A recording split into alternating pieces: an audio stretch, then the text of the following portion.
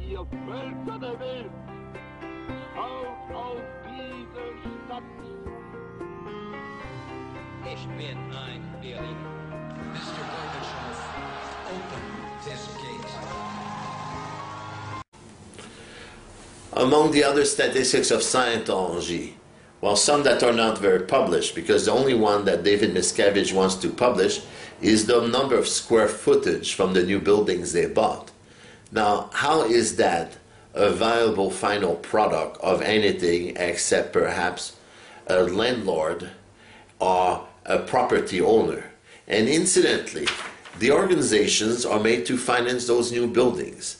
They provide the manpower, the resources to transform, let's say, a degraded, dilapidated $3 million building into a $15 million one.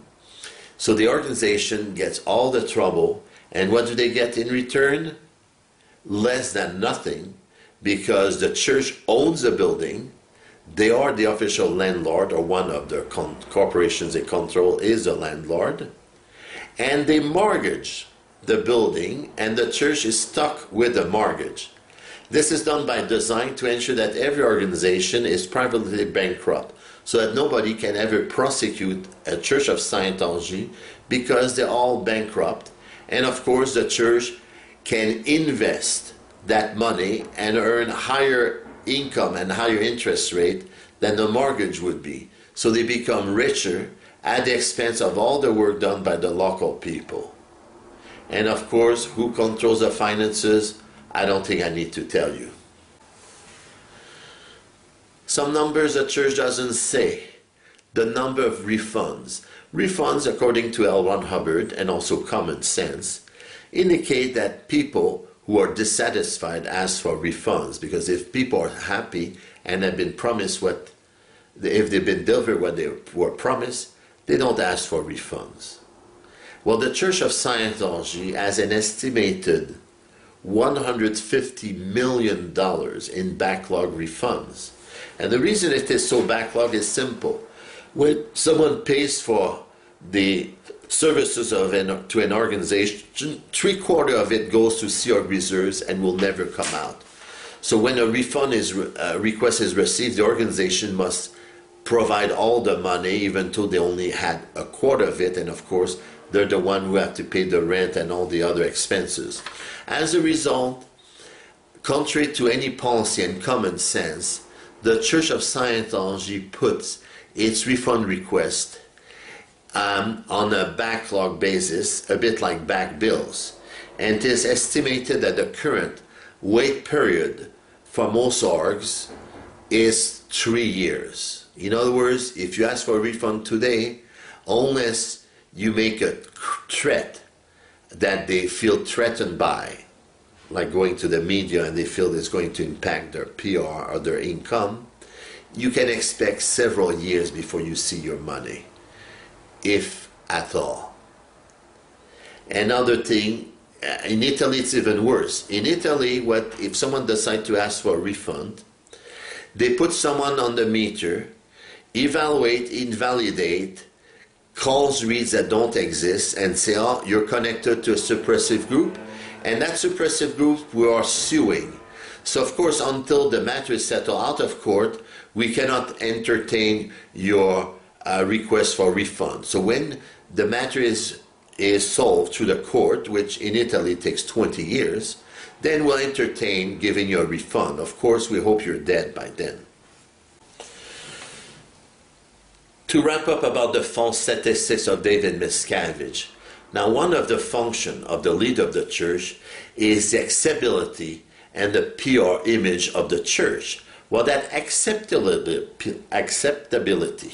and PR image is at the lowest point in its history. There are over 2,000 antagonistic web pages on the internet. There are over 50 forums that dedicate themselves almost exclusively at degrading L. Ron Hubbard and or the church. Has David Miscavige done anything to try to remove the tarnishing on the repute of L. Ron Hubbard? The answer is simply no. Has he done something to remove the tarnishing of his image? The answer is a definite yes. He put out a Freedom magazine to claim that he was the leader of the church, and incidentally his name is in that Freedom magazine a lot more often than L. Ron Hubbard's own name. And he defends himself as being a very productive person. But what does he produce? If you really look, the product of the Church of Scientology, by its own policy and by common sense, will be clears and OTs. Well, clears and OTs have gone down the drain since David Miscavige took over in the 1980s, and right now it's not only at a level of 0, it's in a negative range. In other words, they are canceling clears and OTs more than they are producing them.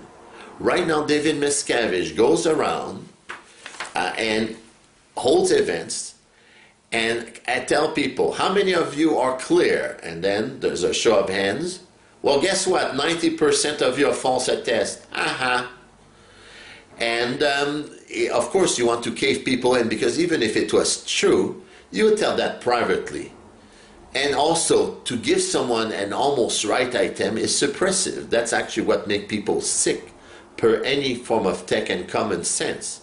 So because now you have 90% of people that are out ethics, now you start to tell people, you give an item that is the item for 90%, and now what about the 10% for whom it's a wrong indication?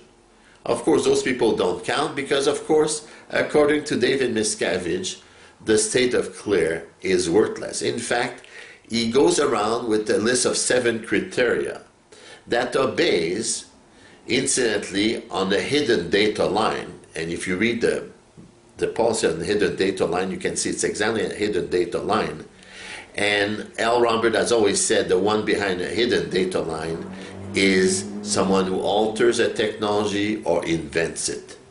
Now, David Miscavige claims that people cannot go clear in a past life, and he claims that there are some special criteria. Of course, he himself does not meet this criteria, but he can certainly feel comfortable in undeclaring people. Same thing, he undeclares people clear. People are told to redo soul knots. Why? Because he claimed having had a super understanding of soul knots than anyone has ever had, including L. Ron Hubbard himself. So therefore, all L. Ron Hubbard bulletins are being rewritten, modified, so that people behave perfectly.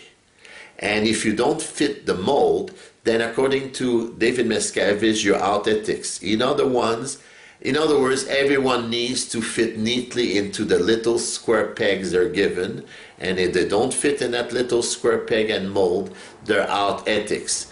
And everyone needs to be the same. In other words, he wants to make people spiritual clones of himself.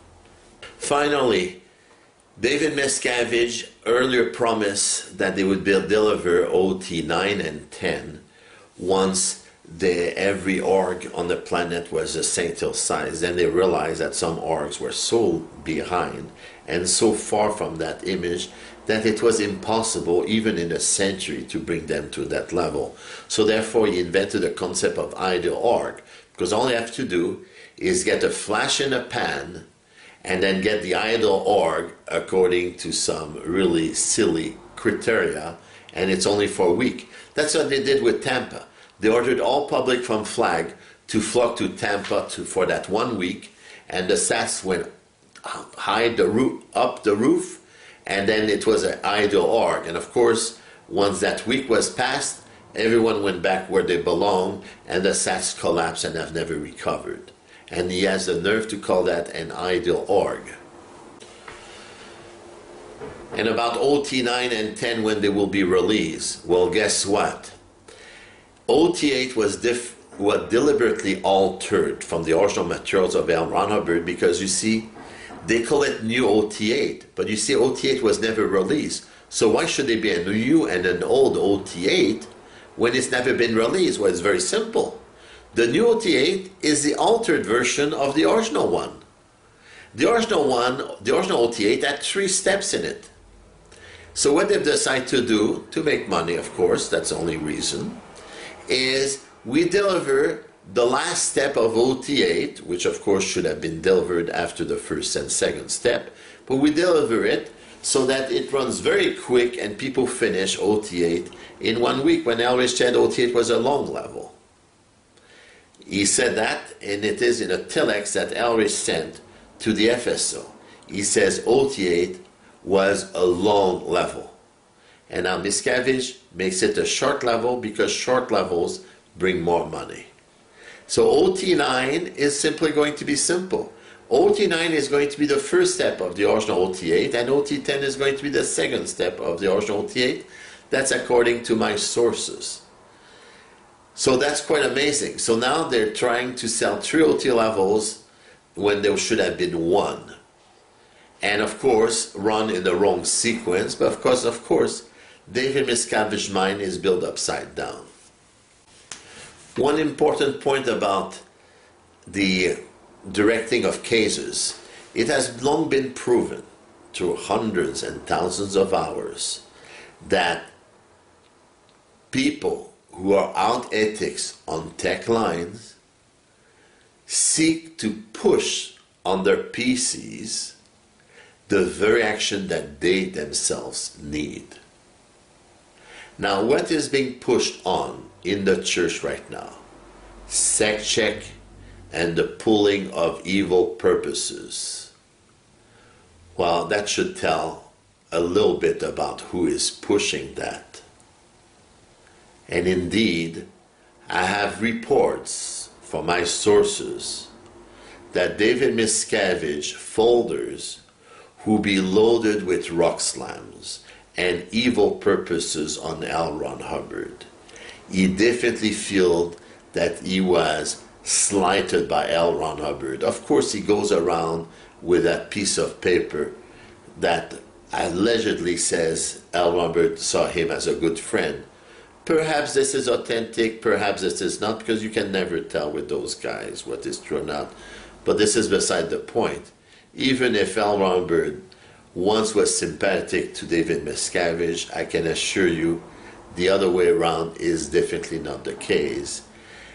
As someone told me in my face, and he was there, and I know that I've known that person for over 25 years, that person told me that in a briefing, David Miscavige indicated very clearly that the green volumes were completely obsolete and worthless, and they had to be rewritten, and that the red volumes by L. Ron Hubbard were completely out of sync and badly written, and he had to rewrite them. And this is why, if you look at the current catalog of the golden age of tech knowledge, which is supposed to encompass the totality of knowledge in the philosophy and the application and the technology of Dialectic and Scientology, you have all the books that he saw fit to add to the list. You have all the tapes that he saw fit to add to the list, which is most books and most tapes. But you have no tech volumes, no HOBs. Why? Because they have to be rewritten. And of course, they will all be signed L. Ron Hubbard. Of course, L. Ron Hubbard, the person, would have never seen any of those bulletins. But of course, L. Ron Hubbard, the copyright items controlled and owned by Miscavige, would have of course signed them. And of course, Miscavige is now a ghostwriter for L. Ron Hubbard, and L. Ron Hubbard, of course, is no longer there to express his disagreements. Thank you for listening to this briefing. I have more briefings coming on the subject of David Miscavige, his technical alterations, and his lies.